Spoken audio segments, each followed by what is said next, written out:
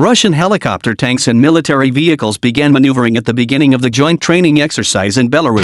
The two countries' militaries practiced combat readiness ahead of the Union Resolve exercise 2022, which is planned to take place later this month. The Russian Ministry of Defense announced that the exercise will take place at 3 separate bases in Belarus. A video published by the Ministry of Defense depicting Russian military's synchronization in Belarus, the snow-covered area. This initial exercise, known as Combat Cohesion, was designed to allow troops to practice defense operations as well as techniques and methods to fight illegal armed groups.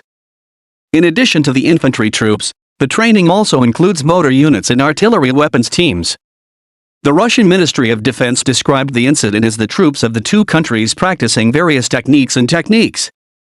The method of warfare in a single formation. The planned training consisted of 2 phases. The current phase focused on defensive and protective practices such as keeping military facilities down. At this stage will last until February while the US mobilizes 3,000 troops near the Ukrainian border. It occurs after Moscow refused to withdraw its 100,000 troops from Russia's border with its neighbors. 1,300 Germans were sent to Romania and another 2,000 were flown to Germany and Poland.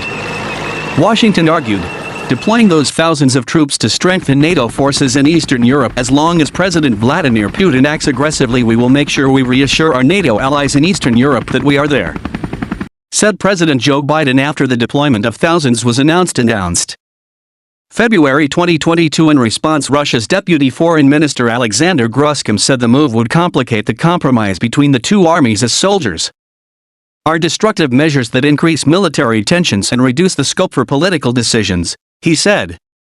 The latest satellite image shows that Russia is besieging Ukraine from 3 regions, namely Belarus, Crimea, and Western Russia. The satellite photo also shows Moscow has stepped up the overall readiness of its troop crossing at the 3 points of the photo was taken by a United States private company, Satellite Imagery Company. However, on Thursday, February 3, 2002, the 22 satellite images could not be independently verified.